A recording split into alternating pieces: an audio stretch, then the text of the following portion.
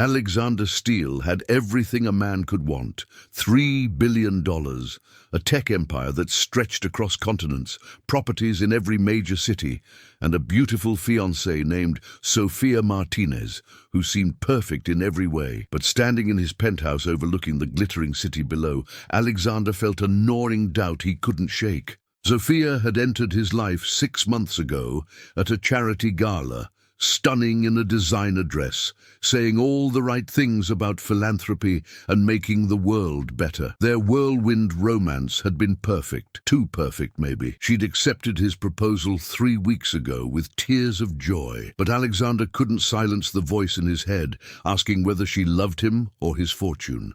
He'd seen it happen to too many of his wealthy friends, relationships that seemed genuine, crumbling the moment money entered the equation. Tonight, that doubt had crystallized into a plan so radical, his assistant had called him insane. He was going to test Sofia in the most extreme way possible, by becoming invisible, by stripping away everything that made him Alexander Steele, and seeing if she'd still show compassion to a stranger who had nothing. The makeup artist Marcus had hired was a genius at transformation, someone who'd worked on Hollywood films, creating realistic aging effects and disguises. As she worked on his face, adding wrinkles, weathered skin, and the kind of dirt that came from living on streets, Alexander watched himself disappear in the mirror.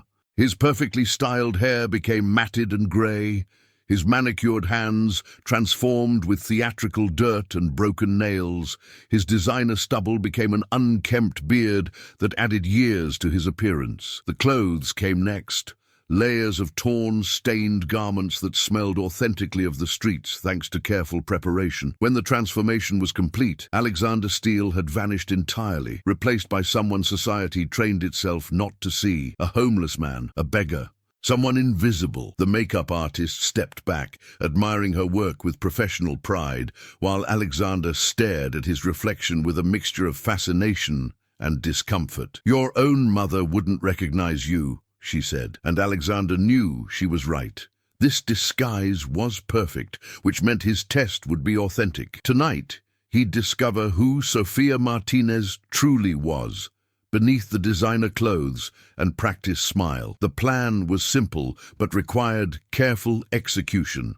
Alexander had arranged for his driver James, one of the few people who knew about this test, to drop Sofia off at an upscale restaurant downtown for what she thought was a business dinner with potential investors that Alexander had to cancel last minute. The restaurant was 3 blocks from Alexander's chosen location, a spot where he'd position himself as a homeless man begging for change. Sofia would have to walk past him to reach the restaurant, and Alexander would observe how she treated someone she perceived as beneath her notice. Would she ignore him like most people did? Would she show disgust? Or would she demonstrate the compassion and kindness she claimed to value so deeply? As James drove Alexander to the location in an unmarked car, the billionaire felt his heart racing with anticipation and fear. What if she failed? What if the woman he'd planned to marry revealed herself to be exactly what he feared, someone attracted to wealth rather than character? But what if she passed? What if Sofia proved herself to be genuinely good? The uncertainty was almost unbearable. Alexander positioned himself on the cold sidewalk outside a closed storefront, a cardboard sign in front of him reading, "Homeless and hungry. Anything helps. God bless." The evening air was crisp, and even through his layers of clothing, Alexander felt the chill that people living on streets experienced every night. Pedestrians flowed past him like water around a stone, some glancing briefly before looking away, others actively avoiding eye contact, a few dropping coins without slowing their pace. Alexander had intellectually understood that homeless people were invisible, but experiencing that invisibility firsthand was shocking and dehumanizing. He'd been sitting there less than 15 minutes and already felt erased from society, treated as part of the urban landscape rather than as a human being. Then he saw her. Sofia appeared at the end of the block, stunning in a burgundy dress and designer coat, her dark hair flowing as she walked with the confident grace of someone comfortable in luxury. Alexander's breath caught as he watched her approach, his fate, or at least his romantic future, about to be determined by whatever happened in the next 60 seconds. Sophia was on her phone, laughing at something, her attention completely absorbed in her conversation as she walked toward Alexander's position on the sidewalk. He watched her navigate the crowded street with practiced ease, and for a moment he was certain she'd walk right past without noticing him like everyone else had done. But then something unexpected happened. A businessman in an expensive suit deliberately bumped into a homeless woman further down the block, knocking her belongings everywhere while muttering something cruel about watching where she was going. The homeless woman, elderly and frail, scrambled to collect her scattered possessions while the businessman walked away without looking back. Sophia stopped mid-conversation, her expression shifting from amusement to shock to anger in rapid succession. She ended her call immediately and rushed to help the elderly woman, kneeling on the dirty sidewalk in her expensive dress without hesitation. Alexander watched, transfixed, as Sophia gently helped gather the woman's belongings, speaking to her with obvious kindness and concern. The scene unfolded 30 feet from where Alexander sat, close enough to observe every detail, far enough that Sophia hadn't noticed him yet. His heart pounded as he realized his test had already begun in a way he hadn't anticipated. Sophia spent several minutes with the elderly homeless woman, helping her organize her belongings and speaking with her like she was a valued friend rather than a street person most would ignore. Alexander couldn't hear their conversation, but he could read body language. Sophia's open posture, her genuine smile, the way she touched the woman's shoulder with compassion rather than pity. Then Sophia did something that made Alexander's throat tighten with emotion. She opened her designer purse, pulled out what looked like several large bills, and pressed them into the elderly woman's hands. But she didn't just hand over money and leave. She stayed, talking for another few moments, treating this invisible person as visible, as worthy of time and attention. When Sophia finally stood and resumed walking toward the restaurant, she passed directly by Alexander's position. He tensed, wondering if she'd show the same compassion twice in one evening, or if her kindness had a limit. Their eyes met for just a second. Alexander keeping his head slightly bowed to avoid recognition, and in that moment, Sophia stopped walking. She stood there on the busy sidewalk, people flowing around her, staring at the homeless man who was actually her fiancé in disguise. And what she did next would change everything. Sophia didn't just glance and move on like Alexander had half expected. She stopped completely, studying him with an expression that seemed to register genuine concern rather than the uncomfortable pity or disgust he'd seen on other faces throughout the evening. Alexander kept his head down, heart hammering so loudly he was certain she could hear it, terrified she might somehow see through his elaborate disguise, despite the makeup artist's assurances. Sophia took a step closer, her expensive heels clicking on the concrete, and Alexander realized she was actually approaching him rather than walking away. "Excuse me," she said softly, her voice carrying that warm accent that had first attracted him at the charity gala. "Have you eaten today?" The question was simple, direct, and asked with such genuine concern that Alexander felt emotion rising in his throat. Most people who acknowledged homeless individuals at all would drop money and leave, maintaining distance and avoiding conversation. But Sophia was different. She was treating him like a human being whose well-being actually mattered, not just a problem to be solved with spare change. Alexander mumbled a response, keeping his voice rough and unfamiliar. "Not since yesterday, ma'am." The lie tasted bitter, but it was necessary for Sophia's face transformed with empathy that looked entirely genuine, her eyes softening in a way Alexander recognized from their private moments together. Except now that compassion was directed at a complete stranger she believed had nothing. "Stay right here," she said firmly, as if worried he might disappear if she turned away. "I'm going to get you some food, real food, not just $1 for whatever. You deserve better than that." Before Alexander could respond, Sophia turned and walked quickly into a nearby restaurant. Not the upscale place where she was supposed to meet investors, but a casual Italian restaurant that happened to be on this block. Through the window, Alexander watched her speak animatedly to someone at the counter, gesturing back toward where he sat. She pulled out her wallet and appeared to be placing a substantial order. checking her watch with obvious concern, like she was worried about making him wait too long. Alexander felt his carefully constructed test crumbling into something more complicated than simple pass or fail. This wasn't just token kindness or performative charity done where others could see and admire. This was Sophia cancelling or delaying her important dinner meeting to help a homeless stranger she had absolutely no obligation to acknowledge. The implications were overwhelming. While Sophia was inside the restaurant, Alexander's phone vibrated in his pocket. His assistant Marcus texting to confirm that Sophia's driver had received a call from her asking to be picked up 30 minutes late because she was handling something important. She was actually rearranging her schedule for him. For a homeless man she'd just met. Alexander's hands trembled as he held his cardboard sign, the weight of what he was witnessing settling over him like a revelation. He'd created this test because he doubted her, because wealth had taught him to be cynical about people's motivations, because too many relationships in his social circle were transactional arrangements dressed up as romance.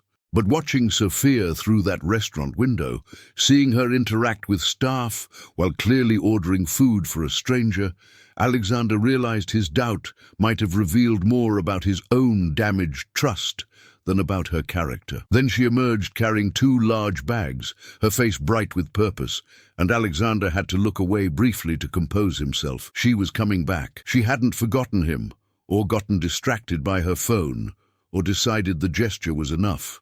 She was actually following through. Sophia knelt beside Alexander on the cold sidewalk, seemingly unconcerned about her expensive dress or designer coat touching the dirty ground. She opened the bags and began pulling out containers. Pasta, bread, salad, soup, even dessert. "I didn't know what you'd like, so I got a variety," she explained, arranging the food with care. "The soup is still hot, so maybe start with that, and there's enough here for several meals, so you can save whatever you don't finish." Her thoughtfulness extended beyond just buying food. She'd considered his ongoing needs, planned for meals beyond this moment. Alexander accepted the soup with hands he kept deliberately shaky, mumbling thanks that were more genuine than any gratitude he'd expressed in years. But Sophia wasn't finished. She reached into her purse and pulled out 2 $20 bills, pressing them into his palm. "For whatever you need," she said quietly. "I know it's not much, but I hope it helps." $40 was nothing to someone wearing a coat that probably cost $3,000, but the way she offered it, with respect rather than condescension, transformed the gesture into something profound. She was giving not from her excess, but from her immediate cash, money she might actually need for a cab or emergency. That kind of giving required a different level of compassion. What happened next broke Alexander's heart and remade it simultaneously. Sophia didn't immediately leave after providing food and money.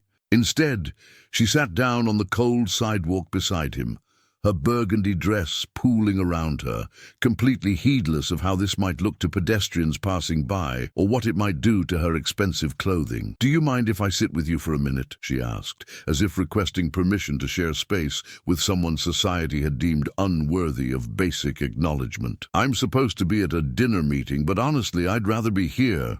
Those business dinners are so fake, everyone performing instead of actually connecting. This feels more real." Alexander nearly broke character entirely, shocked by her casual dismissal of an important meeting in favor of sitting with a homeless stranger.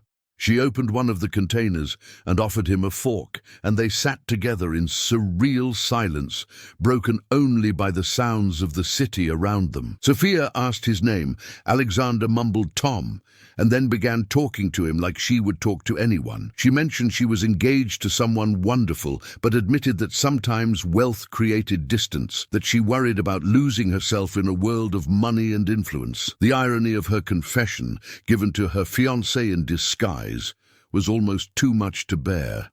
"My fiancé is amazing," Sophia continued, apparently feeling comfortable enough with this homeless stranger to share intimate thoughts. "He's brilliant and successful and generous. But sometimes I wonder if he really sees me, you know? Like, does he love Sofia Martinez, the woman who grew up in a small apartment with immigrant parents who worked 3 jobs between them? Or does he love the version of me that fits into his wealthy world? The one who wears designer clothes and says the right things at charity galas? Alexander's breath caught at her words, each one landing like a revelation he hadn't anticipated. She had doubts too. She questioned their connection too. But her doubts weren't about his money. They were about whether he could see past surfaces to genuine humanity, the exact opposite of what he'd been testing. I came from nothing, Sofia said softly, her eyes distant with memory. My parents sacrificed everything to give me opportunities. They taught me that wealth doesn't make you better than anyone else, that everyone deserves dignity and respect regardless of their circumstances. That's why I stopped to help you. Because you're not invisible to me. Because I remember what it's like when people look through you instead of at you. She stood then, brushing off her dress with a rueful smile about the dirt. I should go, but you take care of yourself, Tom. And remember, your circumstances don't define your worth. She touched his shoulder gently, a gesture of solidarity rather than pity, and walked away toward her delayed meeting, leaving Alexander sitting on the cold sidewalk with tears streaming down his face, completely undone by the woman he doubted. Alexander sat frozen on that sidewalk for 10 full minutes after Sofia disappeared around the corner, unable to move as the weight of his mistake crushed down on him. He'd tested her. He doubted the woman who'd just demonstrated more genuine compassion in 30 minutes than most people showed in a lifetime. He'd created an elaborate deception to catch her being shallow or cruel, and instead, she'd revealed depths of kindness that shamed his cynicism completely. The food she'd bought sat beside him growing cold, but Alexander couldn't bring himself to pack it up or move from this spot. Other homeless individuals had noticed the abundance of containers and were eyeing them with obvious hunger, but Alexander gestured for them to come take what they wanted. As they approached cautiously and began dividing the food with grateful thanks, Alexander realized Sofia had provided enough to feed several people. Had she known others might benefit? Had her generosity been calculated to extend beyond just one person? The efficiency of her compassion suggested experience, suggested this wasn't her first time helping people on the streets. How many other moments of kindness had she performed that Alexander knew nothing about? How badly had he misjudged the woman he claimed to love? Alexander's phone buzzed again. His assistant Marcus checking in to see if the test was complete and whether he needed pickup. Alexander typed a response with shaking hands. She passed. She exceeded every expectation. I need an hour to process before extraction. As he sat there watching people eat the food Sofia had bought, Alexander made a decision that felt both terrifying and necessary. He couldn't end the test yet. He'd learned Sofia was genuinely kind to strangers, but he needed to understand the full scope of who she was when she thought nobody important was watching. One act of charity, however moving, could be an anomaly or good mood. Alexander needed to see if this compassion was consistent, if it reflected her true character or just a momentary impulse. So he stayed on that corner for another hour, watching the city move past him, experiencing firsthand the invisibility and dehumanization that people without resources faced every single day. Several well-dressed individuals walked past, checking expensive phones, literally stepping over his legs without acknowledgement, like he was an obstacle rather than a person. Each instance of being treated as invisible carved away another layer of his privileged assumptions about how the world worked for people without his advantages. Around 9 p.m., Alexander's phone rang, Sofia's number flashing on the screen. He let it go to voicemail, listening moments later as her concerned voice filled his ear. Alex, honey, I'm so sorry, but I'm running really late to this dinner. I had to help someone, and it took longer than expected, but it was important. I hope you understand. I love you. Call me when you get this. The message revealed something crucial. She hadn't mentioned helping a homeless man specifically, hadn't framed it as charitable work deserving of praise or recognition. She'd simply said she had to help someone, treating it as obvious and unremarkable as helping a friend or colleague. Alexander saved the message, knowing he'd listen to it repeatedly for the rest of his life. A reminder of the moment he'd discovered his fiancée's true character. He texted back claiming to be in back-to-back meetings, buying himself more time to think. James appeared in the unmarked car, pulling to the curb with obvious concern about leaving Alexander on the streets in disguise as night deepened and the neighborhood became less safe. But Alexander waved him off, needing more time in this invisible skin to fully process what he'd learned and what it meant for their future together. As midnight approached and the temperature dropped, Alexander finally accepted James's increasingly urgent requests to extract him from the situation. The drive back to his penthouse was silent, Alexander staring out the window at the city he thought he'd understood but was seeing with completely new eyes. Every homeless person huddled in doorways, every invisible individual society had trained itself to overlook. They were human beings with stories and dignity that his wealth had insulated him from recognizing. Sophia hadn't needed poverty or struggle to teach her that lesson, even though she'd experienced both. She'd simply maintained her humanity and compassion despite ascending to a world that often erased those qualities in favor of competition and accumulation. Back in his penthouse, Alexander stood under scalding water in his shower, scrubbing away the makeup and dirt and street smell until his skin was red and raw. But he couldn't scrub away the shame of having doubted Sophia, of having created a test that revealed his own character flaws more than hers. The woman he'd planned to marry had shown him exactly who she was tonight, and he'd been too blinded by cynicism to have simply trusted what she'd been demonstrating all along through smaller, quieter actions he'd dismissed or overlooked. Sophia arrived at the penthouse around 1 a.m., using her key to enter quietly, probably assuming Alexander was asleep.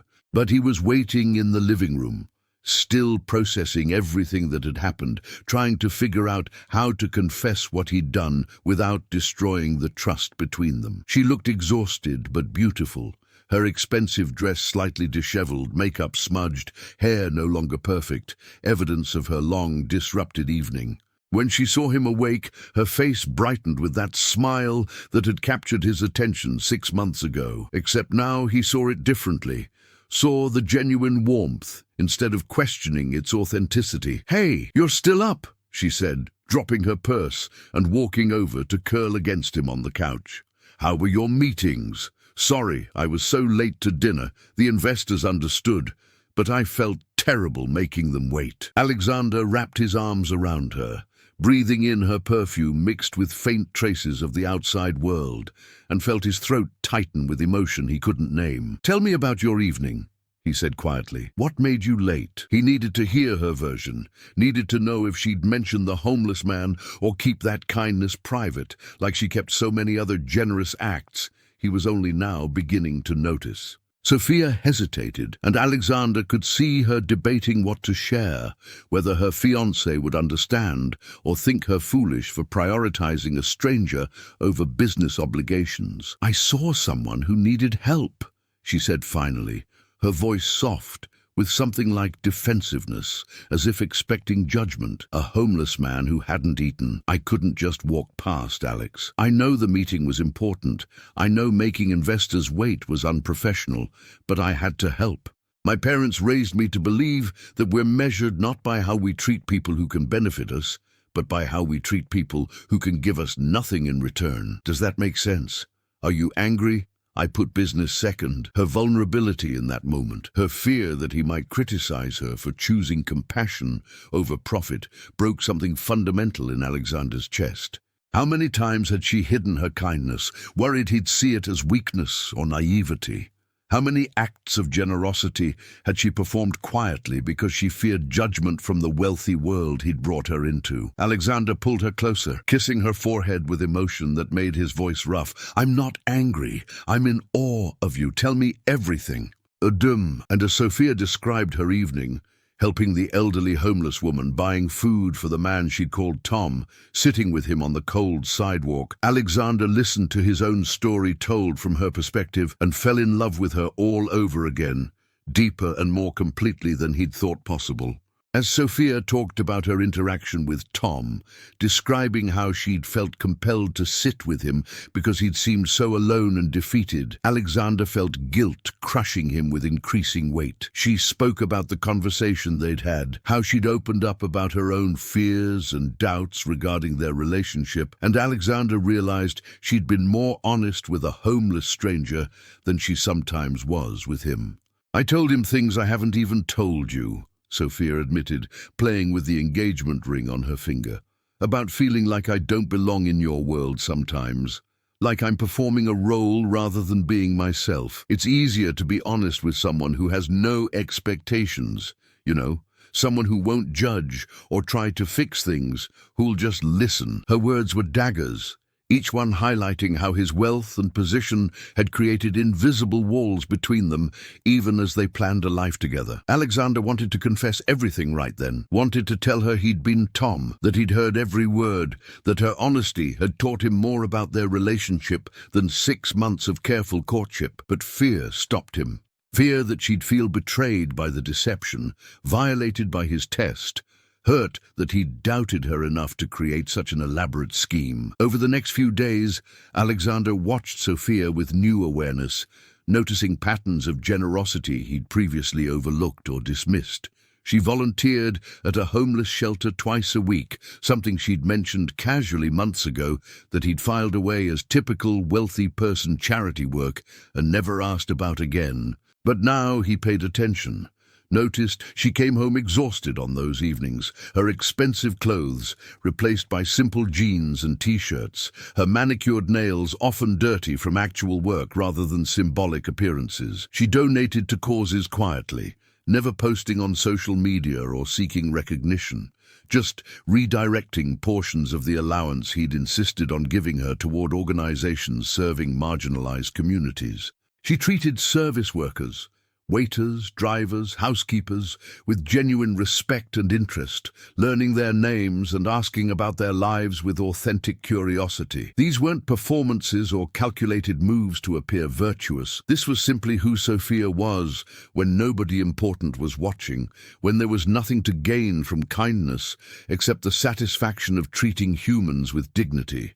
Alexander had been so focused on protecting himself from potential gold diggers that he'd failed to recognize genuine goodness standing right in front of him, had needed an elaborate disguise to finally see what should have been obvious. The guilt became unbearable by the 4th day. Alexander couldn't eat, couldn't focus on work, couldn't look at Sophia without remembering her kindness to Tom and feeling shame about the test he'd subjected her to without her knowledge or consent. His assistant Marcus noticed the change, cornering Alexander in his office with obvious concern. "You've been different since the homeless test," Marcus observed. "She passed, right? She was kind. So why do you look like someone died?" Alexander slumped in his chair, all the energy drained from his body by the weight of deception. "She didn't just pass, Marcus. She was extraordinary, compassionate and generous and real in ways I can't even articulate. She sat on a dirty sidewalk in a $3,000 dress to keep a homeless man company. She rearranged an important business meeting without hesitation. She opened up about her deepest insecurities to a complete stranger, and I was that stranger, manipulating the situation to test whether she deserved my trust when I'm the one who proved himself unworthy of hers." Marcus listened quietly, then asked the question Alexander had been avoiding. "Are you going to tell her?" Alexander didn't have an answer, just a sick feeling that keeping this secret would poison their relationship while revealing it might destroy whatever foundation they'd built. That evening, Sophia announced she wanted to take Alexander somewhere special, somewhere she'd been nervous to share before because she worried he wouldn't understand. They drove to a neighborhood Alexander recognized from his night disguised as a homeless man, and his heart rate accelerated as he wondered if somehow she'd figured out his deception. But Sophia pulled up to a community center, its sign advertising free meals, job training, and social services. "This is where I volunteer," she explained, her voice uncertain, like she was revealing something precious and fragile. "I started coming here a few years ago when I was struggling, when I just moved to the city and couldn't find work. They helped me, fed me, helped with my resume, treated me with dignity when I felt like a failure. After I got my job and things stabilized, I started volunteering here to give back. And I've kept coming even after meeting you, even though I know it's not the kind of charity work that happens at fancy galas wearing designer gowns. She turned to face him, eyes searching for his reaction. I wanted you to see this part of my life before we get married, to know that this matters to me, not the glamorous fundraisers, but the actual work of helping people who need it. Is that okay? Alexander felt emotion overwhelming him as he looked at the community center, at Sophia's nervous expression, at the reality of who she was fully revealed. More than okay, he managed to say, his voice thick. Show me everything. They spent the next 3 hours at the center, Sophia introducing him to staff and volunteers who clearly loved and respected her, not as a wealthy donor, but as someone who showed up consistently to do real work. Alexander watched her serve food to people who looked exactly like he'd looked 4 nights ago in disguise, saw her treat each person with individual attention and dignity, noticed how she remembered names and stories and followed up on details from previous conversations. This wasn't performative charity or occasional volunteering to ease guilt.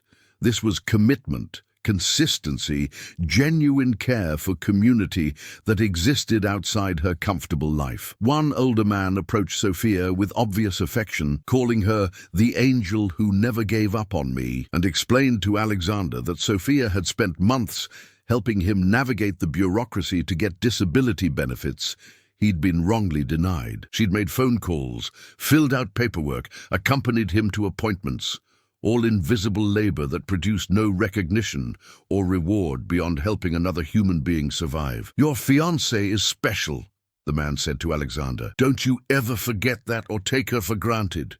Women like her are rare. Driving home that night, Alexander made his decision. He had to tell Sophia the truth about the test, had to confess his deception, and face whatever consequences came from that confession. Keeping this secret felt like building their marriage on a foundation of lies, and she deserved better than that. Deserved honesty, even if it hurt, deserved to know that he'd doubted her and been proven spectacularly wrong. Sophia, he began, his voice serious enough that she immediately turned toward him with concern. I need to tell you something, and I need you to hear the whole story before you react. Can you do that? Her expression shifted to worry, and Alexander hated himself for putting that look on her face. 4 nights ago, the night of your investor dinner, I did something I'm deeply ashamed of. I doubted you, doubted whether you loved me or my money, doubted if your kindness was genuine or strategic. So I created a test. He took a deep breath, forcing himself to continue, despite the fear constricting his chest. I hired a makeup artist and disguised myself as a homeless man. I positioned myself on the street where I knew you'd walk past. I wanted to see how you'd treat someone you thought had nothing, someone who couldn't benefit your social standing or your future. Alexander glanced at Sophia, watching her face as understanding dawned, and her expression shifted through shock to hurt to something he couldn't quite read. Sophia's face went pale, all color draining as Alexander's words sank in. Her hands gripped the armrest of the car seat so tightly her knuckles turned white, and for a long moment she said nothing, just stared straight ahead at the road as Alexander pulled into their building's parking garage. When he turned off the engine, the silence was suffocating. Finally, Sophia spoke, her voice carefully controlled, but shaking with emotion. Tom. You were Tom. It wasn't a question, but Alexander nodded anyway, confirming what she'd already realized. I sat on a dirty sidewalk and poured my heart out to you. I told Tom, things I was afraid to tell Alexander. I opened up about my fears and insecurities because I thought I was talking to someone safe, someone who had no power over my future, but it was you all along. You manipulated me into revealing myself while hiding behind a disguise. How is that different from lying? Her voice broke on the last word, and Alexander watched helplessly as tears began streaming down her face. He'd anticipated anger, possibly even her ending their engagement, but her pain was somehow worse. evidence that his test had wounded her in ways he hadn't fully considered when planning his elaborate deception. "I need to get out of this car," Sophia said abruptly, opening the door and stepping into the parking garage without waiting for Alexander to respond. He followed her to the elevator, both of them riding up in loaded silence, while Alexander tried to find words that might fix what he'd broken. Inside the penthouse, Sophia went straight to the bedroom, and Alexander heard drawers opening. She was packing. Panic flooded through him as he rushed to the doorway. "Please, let me explain fully. Let me tell you why I did it, and what I learned, and how completely wrong I was." Sophia whirled on him, eyes blazing with hurt and anger. "Explain what exactly? That you didn't trust me? I already know that. You wouldn't have created an elaborate test if you trusted me. That you think money makes you so special that any woman would pretend to love you just to access your wealth. I already know that too, because you've been treating me like a potential threat instead of your partner since the day we met." Her words were arrows, each one hitting its target with painful accuracy. "I fell in love with you despite your money, not because of it. I've been terrified this whole time that your wealth would change me, corrupt me, turn me into someone my parents wouldn't recognize. And the whole time, you've been testing me like I'm some kind of con artist running a long game." Alexander felt tears on his own face now, the emotional armor he typically wore in conflicts completely stripped away by the accuracy of Sophia's accusations. "You're right," he said, his voice breaking. "About all of it. I've been so damaged by watching friends get used, by seeing relationships destroyed when money entered the equation, that I stopped being able to trust genuine connection. I created the test because I'm broken, not because you gave me any reason to doubt you. And I learned something that night that I should have learned months ago, that you're the most genuinely good person I've ever met, that your compassion isn't performance or strategy, but the core of who you are. I watched you treat a homeless stranger with more dignity and care than most people show their closest friends. You rearranged your whole evening to help someone society trains us to ignore. You sat with me when you could have just dropped money and left. You saw me, really saw me, when I was pretending to be invisible." He moved closer, desperate to make her understand. "But the most important thing I learned was that you've been honest with me about your fears, and I've been hiding mine behind tests and suspicion. You deserved better than that. You deserve better than me." Sophia stopped packing, her hands frozen on a sweater she'd been folding. "Don't do that," she said quietly. "Don't make this about you being unworthy, so I have to comfort you and forgive you. You violated my trust, Alexander. You manipulated me into revealing vulnerabilities that I wasn't ready to share with you yet. You've been watching me differently since that night, and now I know why. You've been seeing me through the lens of having tested me and collected information I didn't consent to give. That's not love, that's surveillance." Her words hit Alexander like physical blows, each one accurate and devastating. He'd been so focused on his own guilt and amazement at her goodness that he hadn't fully considered how the deception would feel from her perspective, how invasive and violating it was to learn that an intimate conversation she'd thought was safe had actually been witnessed by the person she'd been talking about. "I don't know if I can marry someone who would do this," Sophia continued, and Alexander felt the ground drop out from under him. "Not because you tested me and I failed, I apparently passed your little exam, but because you thought testing me was acceptable in the first place, because you valued protecting yourself more than you valued respecting me." The truth of Sophia's words settled over Alexander like a judgment he deserved. She was right. His test had revealed his own character flaws more than it had revealed anything about her. He'd prioritized his fear over her dignity, had treated her like a problem to solve rather than a partner to trust. "I can't undo what I did," Alexander said slowly, forcing himself to meet her eyes despite the pain he saw there. "I can't take back the test or the deception or the violation of your privacy. All I can do is tell you the complete truth now, even though it makes me look worse." I created the test because I was terrified of being hurt, of being used, of repeating patterns I'd seen destroy other relationships. But the real truth is that my wealth has isolated me so thoroughly that I'd forgotten how to trust anyone's intentions. I'd started viewing every interaction as transactional, every relationship as potentially corrupted by money. You scared me because you seemed too perfect, too good. And I couldn't believe that someone like you would love someone like me for reasons that had nothing to do with my bank account. Alexander sat on the edge of the bed, exhausted by honesty. That night, watching you demonstrate genuine compassion to someone you thought was a homeless stranger, I realized my test said everything about my damage and nothing about your character. You've been showing me who you are since the day we met, and I was too cynical to simply believe it. Sophia sat down beside him, not touching but close enough that Alexander could feel her presence like warmth from a fire. They sat in loaded silence for several minutes, both processing the wreckage of trust scattered between them. Finally, Sophia spoke, her voice softer but still carrying weight. My parents came to this country with nothing, literally nothing, except hope and willingness to work. They cleaned offices, washed dishes, did every job people looked down on because they were building toward a future. They knew they might never fully reach themselves. They wanted me to have opportunities they never had. And they taught me that everyone, regardless of their circumstances, deserves dignity and respect. When I saw you that night, saw Tom sitting on that cold sidewalk, I didn't see a homeless man. I saw a human being who needed help. That's not something special or praiseworthy. That's basic human decency. She turned to look at Alexander, her eyes searching his face, like she was trying to decide if he was worth the effort of forgiveness. But you didn't see a human being who needed help. You saw an opportunity to gather evidence. That's the part that hurts most.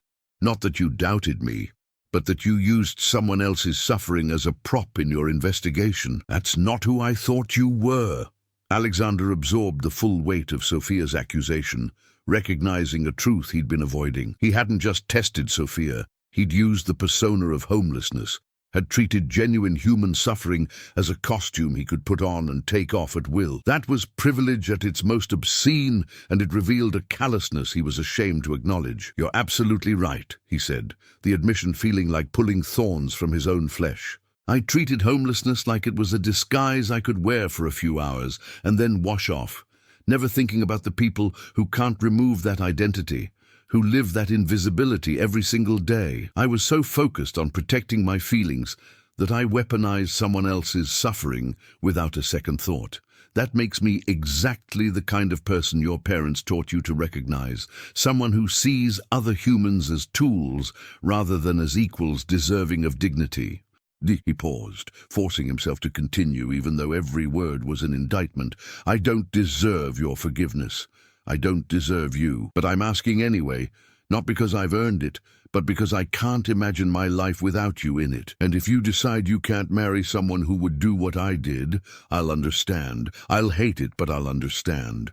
Sophia stood and walked to the window, staring out at the city lights below, her back to Alexander as she processed everything he'd confessed. The silence stretched so long that Alexander began preparing himself for the end of their relationship, began mentally accepting that his fear and cynicism had destroyed the best thing in his life. When Sophia finally spoke, her voice was distant, reflective. My grandmother used to tell me a story about my grandfather. Before they married, he tested her loyalty by pretending to lose all his money in a bad business deal. He wanted to see if she'd stay with him when he couldn't provide the comfortable life he'd promised. My grandmother found out about the test years later, and she told me it poisoned something in their marriage that never fully healed. She stayed with him, raised their children, built a life together, but she never fully trusted him again. Never opened herself completely because she knew he'd been willing to manipulate her trust for his own peace of mind. Sophia turned to face Alexander, tears streaming down her face. I don't want to be my grandmother, living with someone I can never fully trust. But I also don't want to throw away something real because you made a terrible mistake born from fear rather than malice. So I'm stuck between two impossible choices: leave and protect myself, or stay and risk becoming someone who lives in constant suspicion. The parallel to her grandmother's story hit Alexander with devastating force. He was repeating patterns, causing wounds that would echo through time if left unaddressed. What would it take? He asked desperately. What would I need to do to prove that I understand how badly I violated your trust, that I'm committed to being better, to seeing you as a partner rather than someone to investigate? Sophia shook her head, new tears falling. That's the problem, Alex. I don't want you to prove anything. I don't want more tests or demonstrations or grand gestures.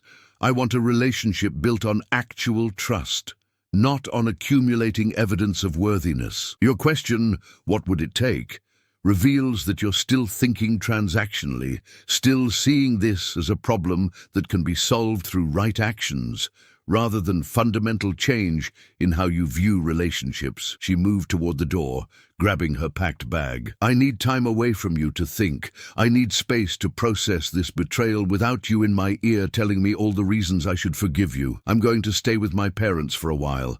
Don't call me, don't text me, don't send gifts or flowers or whatever wealthy people do to smooth over problems.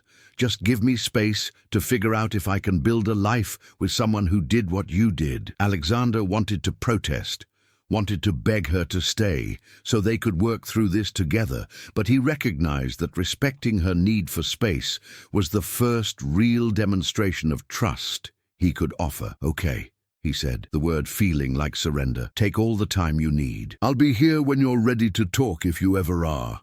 Sophia paused at the door, her hand on the handle, and for a moment Alexander thought she might say something that would make this hurt less, but she just nodded once and left, the sound of the door closing behind her echoing through the penthouse like a gunshot. Alexander stood in the empty bedroom, surrounded by the luxury that had both enabled and justified his paranoia. And for the first time in his adult life, he understood that money couldn't fix what he'd broken. No amount of wealth could purchase back Sophia's trust or undo the violation he'd committed.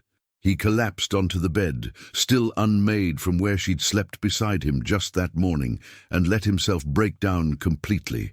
The test that was supposed to protect him had instead revealed him as someone who didn't deserve protection, someone whose fear had turned him into exactly the kind of person who measured relationships by what they could extract rather than what they could give. The next few days were the longest of Alexander's life. He went through the motions at work but couldn't focus, his mind constantly cycling through the disaster he'd created and the woman he'd driven away. His assistant Marcus noticed immediately, expressing concern that Alexander waved off with lies about being fine. But he wasn't fine. He was the opposite of fine, hollowed out and haunted by Sophia's words about trust and surveillance and the grandmother who'd never fully recovered from her husband's test. Alexander found himself returning to the corner where he'd sat disguised as a homeless man, watching from his car, as real people experiencing homelessness occupied that same space,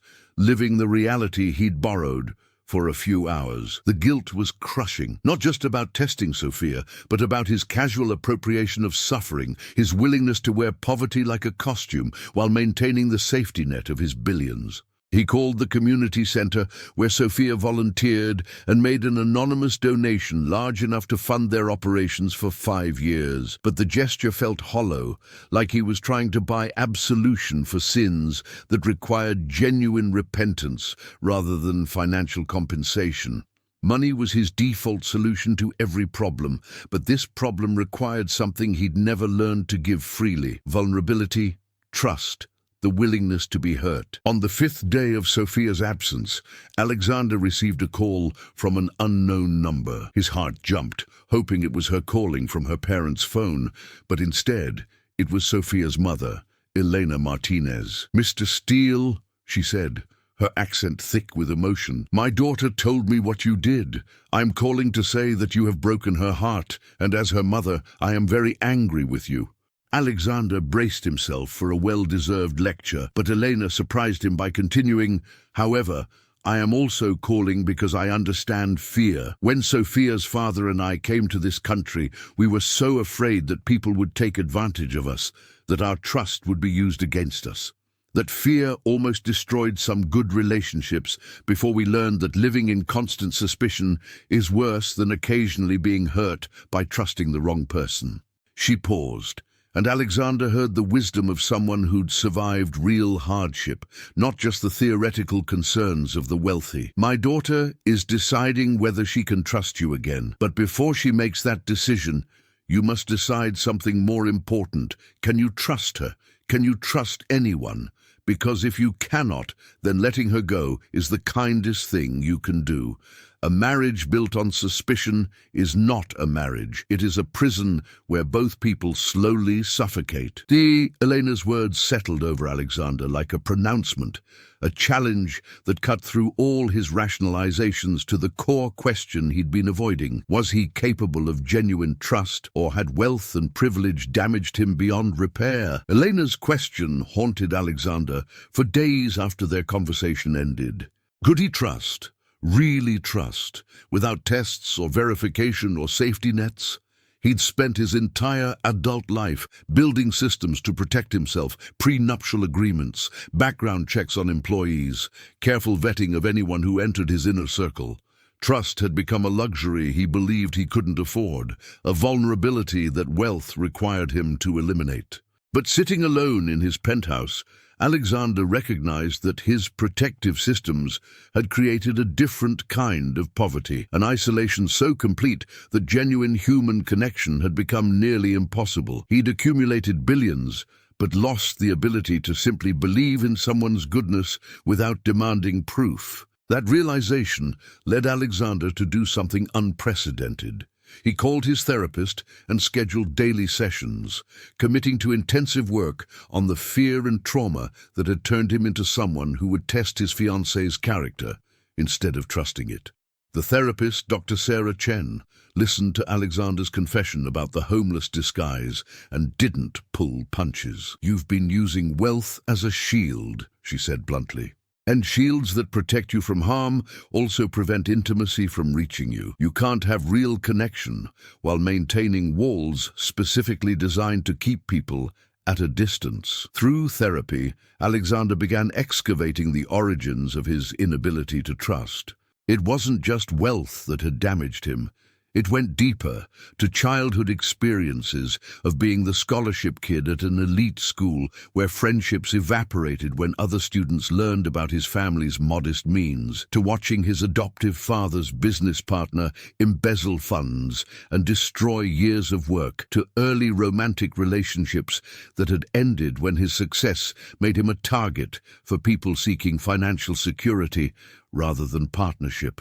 Each betrayal had added another brick to the wall around his heart, until trust became impossible and suspicion became his default setting. But Dr. Chen pushed him to recognize a crucial distinction. Betrayal is real and painful, but living as if everyone will betray you guarantees you'll never experience genuine connection. You've been so afraid of being used that you've become unable to be loved. Sophia's kindness to the homeless man you pretended to be wasn't an anomaly. It was consistent with everything she'd shown you for 6 months, but you couldn't accept it because accepting it would mean becoming vulnerable, and vulnerability feels like danger when you've been hurt before. The insight was devastating and liberating simultaneously, revealing both the damage and the potential path toward healing. Alexander threw himself into understanding the world Sophia inhabited, the reality of service and compassion she'd tried to show him before his test had complicated everything. He started volunteering at the same community center where Sophia worked, showing up weekly to serve meals and help with job training programs. The staff recognized him from his previous visit with Sophia and treated him with cautious welcome, clearly aware that he was the fiancé who'd hurt their beloved volunteer. Alexander didn't try to explain or justify himself. He just showed up consistently, did the work, and listened to the people he served. He heard stories of systemic failures, bad luck, medical bankruptcies, and the 1,000 small disasters that could push someone from stability to homelessness. He recognized his own privilege with increasing clarity, saw how his wealth had insulated him from risks that destroyed other people's lives through no fault of their own. One evening, Alexander encountered the elderly homeless woman Sophia had helped the night of his test, the one whose belongings had been knocked over by a cruel businessman. She remembered Sophia with obvious affection and asked if the kind lady still came around. When Alexander explained they were engaged but currently separated, the woman studied him with knowing eyes. "You better fight for her," she said.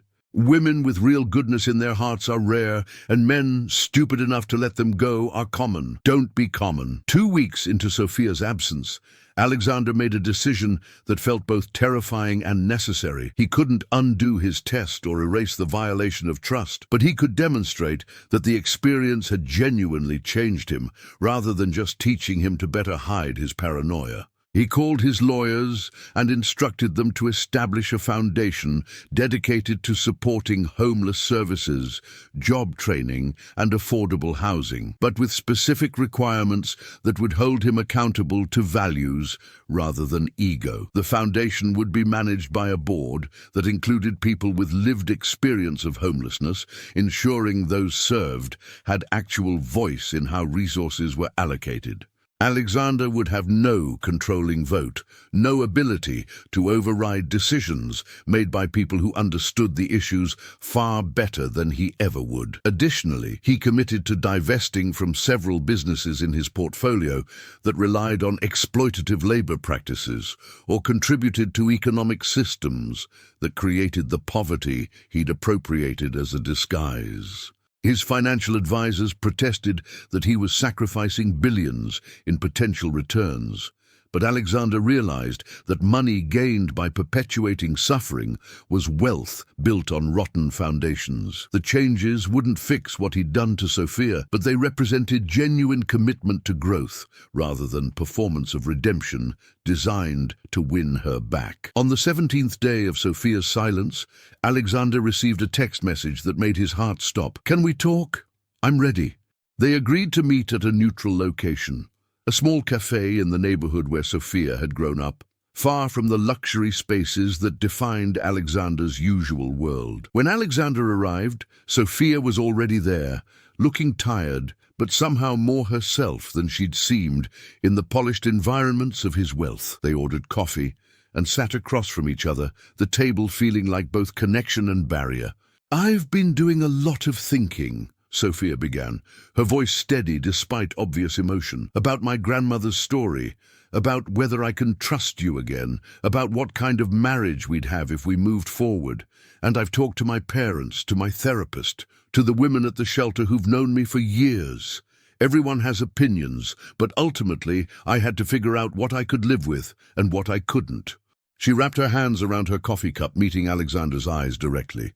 "I can't marry someone who would test me. That's non-negotiable. But I might be able to marry someone who tested me once, learned it was wrong, and committed to genuine change, rather than just apologizing and moving on." Alexander felt hope and fear warring in his chest as he absorbed Sophia's words. She was leaving the door open, but barely, and only with conditions he wasn't certain he could meet.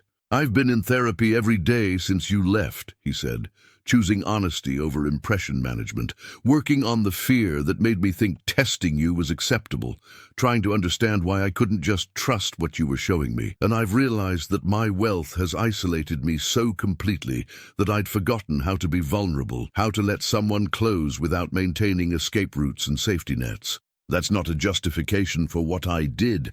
It's just an explanation of how broken I'd become." He pulled out his phone and showed her documentation of the foundation he'd established, the divestitures he'd initiated, the volunteer work he'd been doing at her community center. "I'm not showing you this to prove I've changed or to earn back your trust through right actions," Alexander said carefully, remembering her warning about transactional thinking. "I'm showing you because these are things I'm doing regardless of whether you take me back, because your compassion that night taught me that I'd become someone I was ashamed of. Whether we stay together or not, I'm committed to being better than the person who would test someone he claimed to love." Sophia examined the documentation Alexander showed her, Articles about the foundation, photos of him volunteering at the community center, records of the business divestitures that had cost him substantial wealth. Her expression remained carefully neutral, not giving away whether she was impressed or still unconvinced. "The women at the center mentioned you'd been coming around," she said finally. "They said you seemed genuine, that you didn't treat it like a photo opportunity or ego project. That matters to me more than the money you've donated, though the foundation structure is good. I like that you gave up control to people with actual expertise." She set down her phone and leaned back, studying Alexander with the intensity of someone trying to see past performances to authentic truth. "But here's what I need you to understand. These changes you're making can't be contingent on us getting back together. They can't be bargaining chips or demonstrations designed to win me back. They need to be genuine transformations that happen regardless of whether I'm in your life. Because if your growth depends on my presence, then you haven't actually grown. You've just learned to perform growth to keep me around." Her words cut through any remaining illusions Alexander had been harboring about quick fixes or grand gestures solving what he'd broken. "You're right," Alexander said, the admission feeling like peeling away protective layers he'd worn so long they'd fused to his skin. "I can't change for you. I have to change for me, because the person I was when I created that test isn't someone I want to be." That night, watching you show compassion to who you thought was a homeless stranger, I realized I'd become exactly the kind of person your parents probably warned you about. Someone who views other humans as either assets or threats. Someone who's forgotten that wealth doesn't make you better or more deserving of dignity than anyone else. He paused, gathering courage for what came next. "I don't know if I can fully heal the damage that wealth and past betrayals have done to my ability to trust. I don't know if I'll ever be completely free of the paranoia that makes me question people's motives. But I'm committed to trying, to doing the daily work of choosing trust over suspicion, even when it feels dangerous. Not because I owe you that, though I do, but because living behind walls I built to protect myself has made me more prisoner than person. Whether you decide to marry me or not, I'm grateful you forced me to see what I'd become." Sophia's carefully controlled expression finally cracked, tears forming in her eyes as she absorbed Alexander's words. "I've been so angry at you," she said, her voice breaking.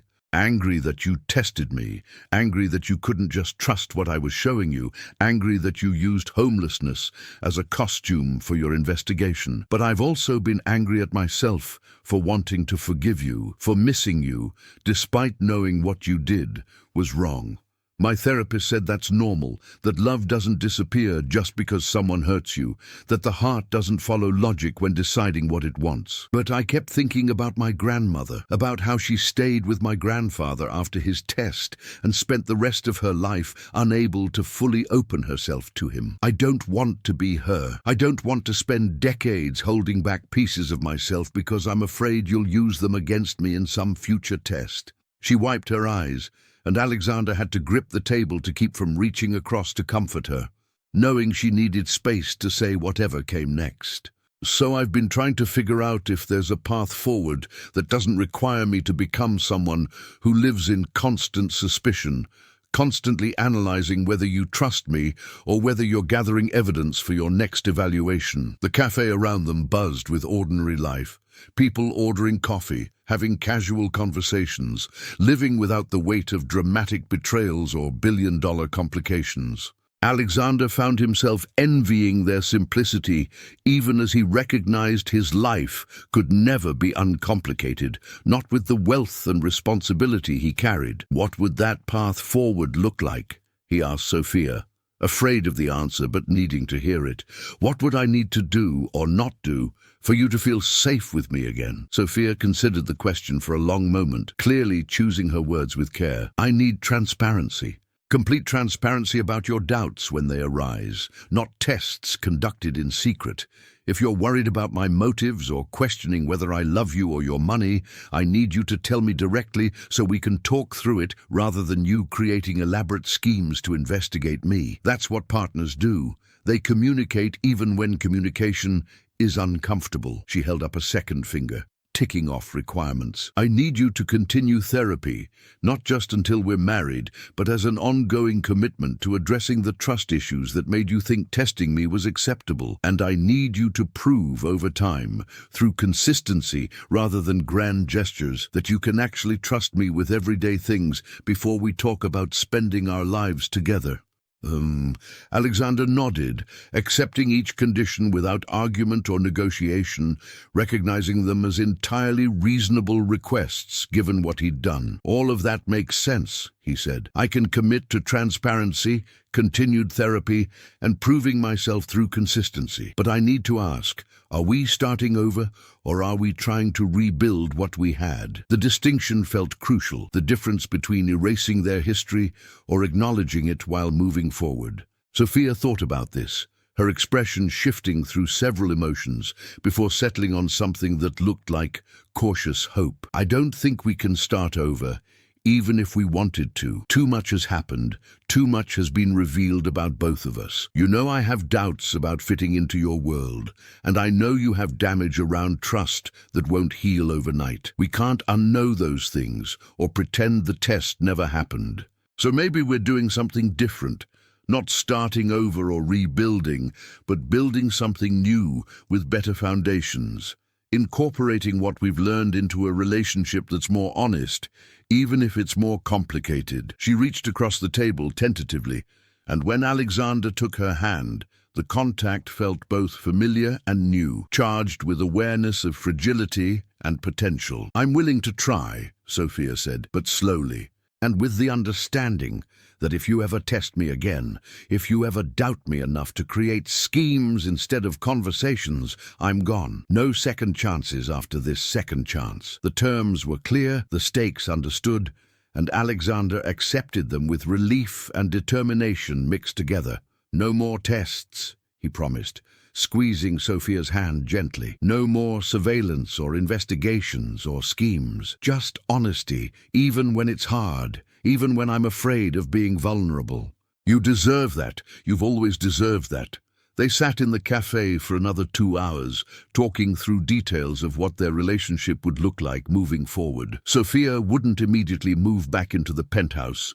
She needed her own space while they rebuilt trust, a place that was hers alone, where Alexander's wealth and presence didn't dominate every aspect of her life. They'd see each other regularly, but not constantly, giving themselves room to miss each other and choose each other, rather than defaulting to proximity. They'd attend couples therapy in addition to their individual sessions, working with a professional to navigate the specific challenges of their situation.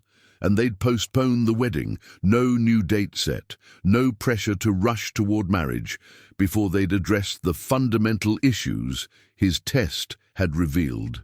As they finally stood to leave the cafe, Sophia looked at Alexander with an expression that mixed wariness and affection. I love you, she said, but love isn't enough if there isn't trust. So let's figure out if we can build something that has both. The following months were harder than Alexander had anticipated, requiring daily choices to trust instead of verify, to communicate instead of investigate, to be vulnerable instead of protected.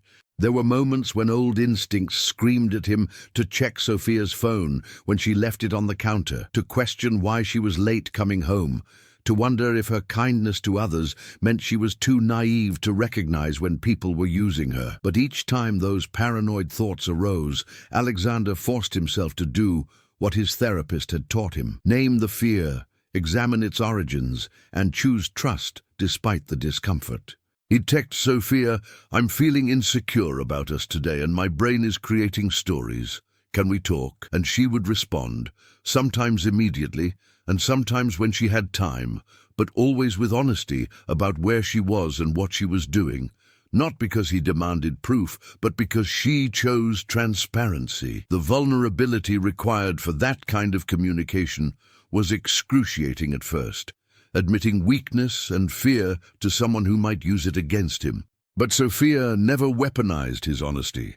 She met it with compassion and her own admissions of doubt, creating a foundation of mutual vulnerability that felt stronger than the protective walls Alexander had spent years building. Sophia, for her part, was navigating her own challenges in deciding whether to fully trust Alexander again. She caught herself analyzing his actions for signs of hidden tests, wondering if his therapy and volunteer work were genuine transformations or performances designed to manipulate her forgiveness. Her therapist pointed out that this suspicion was a natural response to betrayal, that learning to trust again required time and consistent evidence that someone had actually changed. So Sophia created her own metrics, not tests like Alexander had done, but observations of patterns and consistency.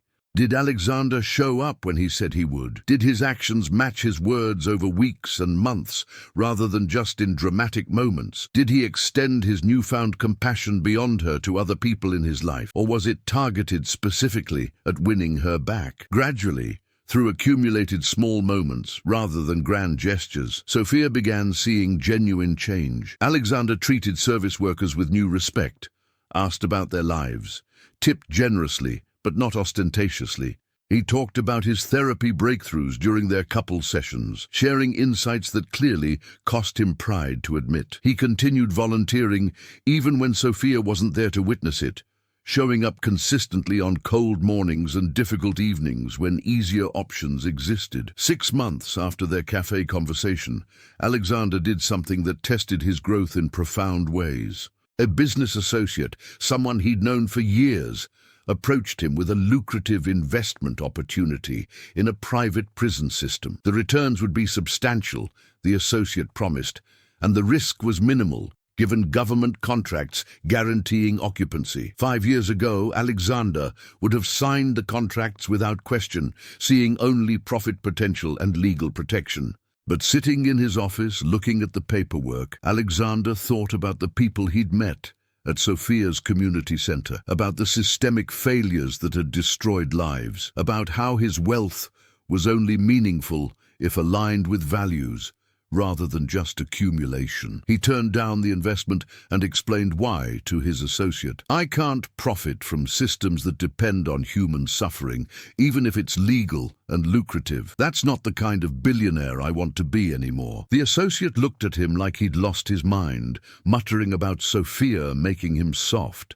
But Alexander felt something he hadn't experienced in years: pride in a decision based on principle rather than profit. That evening, he told Sophia about the declined investment, not seeking praise, but sharing a moment where his values had been tested and held. Her response, a simple, "I'm proud of you," with obvious sincerity, meant more than any business success he'd ever achieved. As trust slowly rebuilt between them, Alexander and Sophia began rediscovering the aspects of their relationship that had worked before his test had shattered everything. They laughed together at silly movies, cooked meals side by side in Sophia's modest apartment, took walks through the city without destination or agenda. But now their connection had depth it had lacked before, built on honesty about fears and insecurities, rather than performing perfection for each other.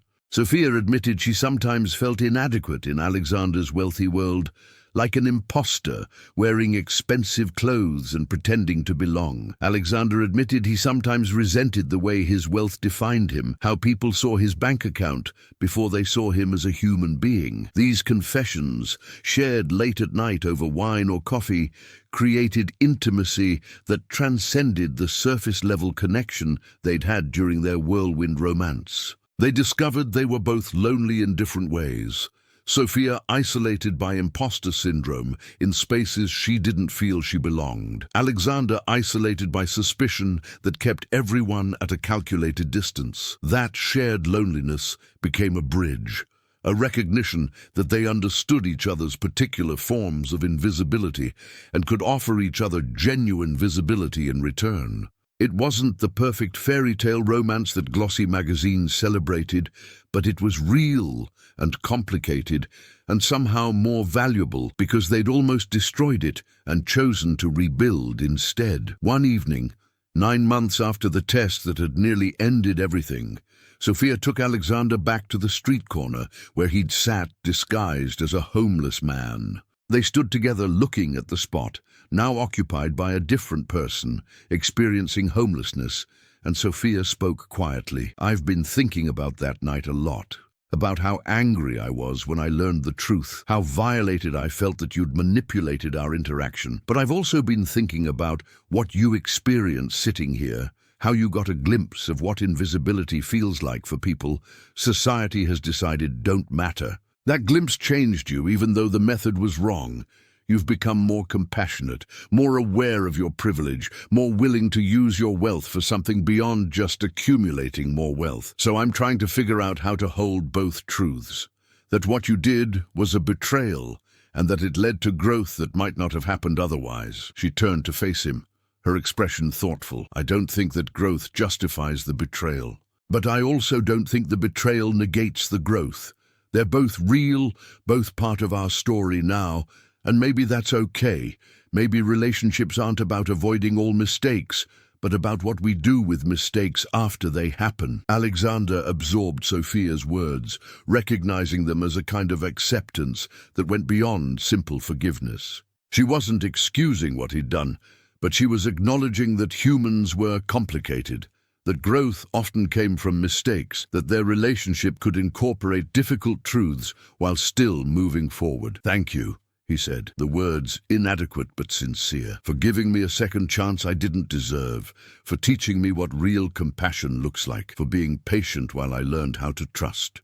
They stood together on that corner as evening descended, watching the city transform in twilight, and Alexander felt something shift inside him, a final release of the fear that had controlled him for so long. He couldn't guarantee he'd never doubt again, couldn't promise perfect trust without struggle. But he could commit to choosing vulnerability over protection, to treating Sophia as a partner rather than a potential threat, to building a relationship based on mutual faith rather than accumulated evidence. The homeless man on the corner looked up at them, and Alexander met his eyes directly, really seeing him, acknowledging his humanity, and offered a genuine greeting, rather than the averted gaze that wealthy people typically gave to those society deemed invisible. The man nodded back, surprised to be seen, and Alexander realized that Sophia's compassion hadn't just changed his relationship with her. It had changed how he moved through the world entirely, transforming him from someone who looked through people to someone who actually saw them. A year after the test that had nearly destroyed their relationship, Alexander proposed to Sophia again, not with a dramatic public gesture or an extravagant ring upgrade, but quietly in her small apartment while they were cooking dinner together. "I know we're technically still engaged," he said, setting down the knife he'd been using to chop vegetables, "but I want to ask you again, properly this time, as someone who actually deserves you rather than someone testing whether you deserve him." He got down on one knee in her cramped kitchen, holding the same ring she'd returned during their separation. "Sophia Martinez, will you marry me? Not Alexander Steele, the billionaire, but just Alex, the deeply flawed man who's learning how to trust, who's trying every day to be worthy of your compassion, who loves you more than he thought he was capable of loving anyone. I can't promise I'll be perfect or that I won't struggle with old fears. But I can promise I'll choose honesty over deception, vulnerability over protection, and trust over suspicion, even when it's hard, even when it's terrifying. Will you build a life with me?" Sophia looked at him with tears streaming down her face, and for a long moment Alexander's heart stopped, terrified she might say no, despite everything they'd rebuilt. "Yes," Sophia said finally, her voice breaking with emotion. "Yes, I'll marry you. Not because you've proven yourself or accumulated enough good deeds to earn forgiveness, but because I love you, the real you, flaws and struggles included. Because you've shown me that people can actually change when they're willing to do the hard work, instead of just apologizing and moving on. Because our relationship now is stronger than what we had before, built on honesty and shared vulnerability, rather than performing perfection for each other." Alexander slid the ring back onto her finger, and they held each other in her tiny kitchen, both crying, both grateful for second chances and hard-earned growth. That evening, they called Sophia's parents to share the news, and Elena's response captured everything perfectly.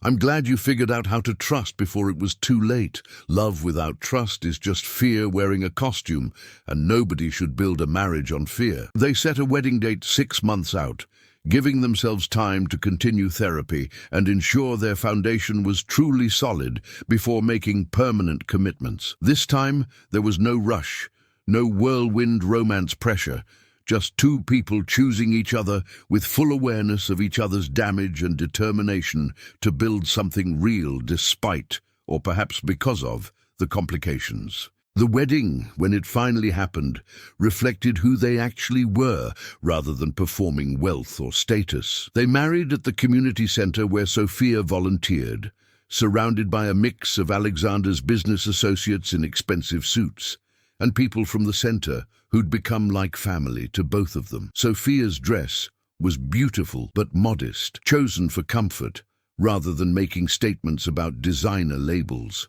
Alexander wore a simple suit, and his vows were honest rather than poetic. "I promise to choose trust, even when doubt feels safer. I promise to communicate my fears instead of testing you. I promise to use the privilege I was born into for something beyond just accumulating more. I promise to see you, really see you, every single day, not as an idea of a perfect partner, but as the complicated, compassionate, beautifully imperfect woman you actually are. And I promise that if I fail at these promises, which I probably will because I'm human, I'll own the failure and work to do better, rather than hiding behind excuses or wealth or carefully constructed walls." There wasn't a dry eye in the room, and even his typically stoic business associates seemed moved by the raw honesty of vows that acknowledged imperfection rather than promising impossible perfection. Sophia's vows were equally honest, acknowledging the journey they'd traveled. "I promise to be patient with your struggles while also holding you accountable when you slip into old patterns. I promise to tell you when I feel unseen or when wealth creates distance between us. I promise to maintain my own identity and values even when it would be easier to just fold into your world and let money smooth over all complications.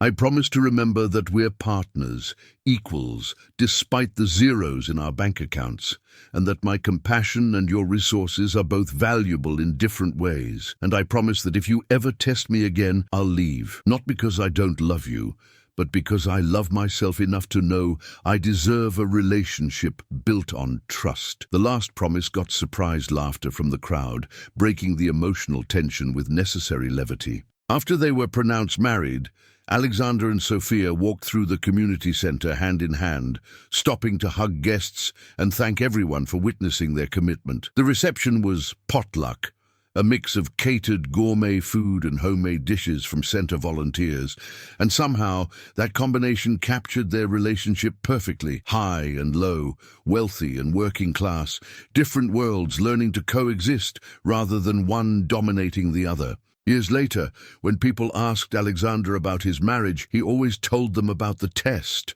not with pride, but with honesty about his lowest moment and what it had taught him. "I almost destroyed the best thing in my life because I couldn't trust that someone could love me for reasons that had nothing to do with my bank account," he'd explain. "My wife's compassion to a homeless stranger I was pretending to be taught me that genuine goodness exists, that not everyone is performing or manipulating, that sometimes people are exactly who they appear to be, and the only test required is paying attention."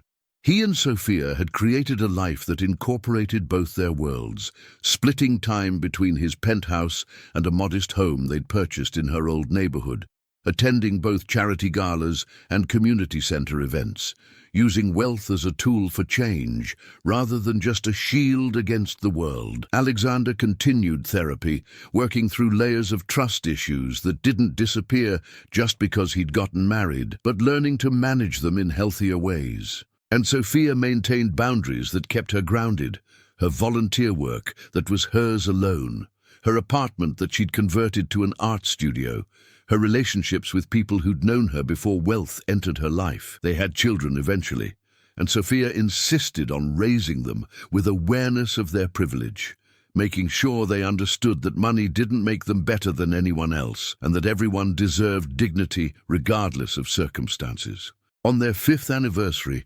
Sophia took Alexander back to that street corner one final time. The city had changed, gentrification pushing homeless populations to different areas, but the memory of that night remained vivid for both of them. "Do you ever regret it?" Sophia asked, referring to the test that had nearly ended them. Alexander thought carefully before answering, knowing honesty was more important than saying what she might want to hear. "I regret the method and the violation of your trust," he said slowly. "I regret how much pain I caused and how close I came to losing you. But I can't regret the growth that came from it, the way it forced me to confront damage I'd been carrying for years. That night, watching you show compassion to someone you thought was a homeless stranger, changed everything, not just our relationship, but how I see the world and my place in it. So maybe I regret the test itself, but not the lessons it taught me about privilege, trust, and genuine goodness." Sophia nodded, accepting the complicated truth that painful experiences could yield valuable growth without the pain being justified or necessary. They stood together on that corner where their relationship had almost ended, and instead been transformed hand in hand, no longer performing perfection, but living honest imperfection together. And somehow that felt like the truest happy ending either of them could have imagined.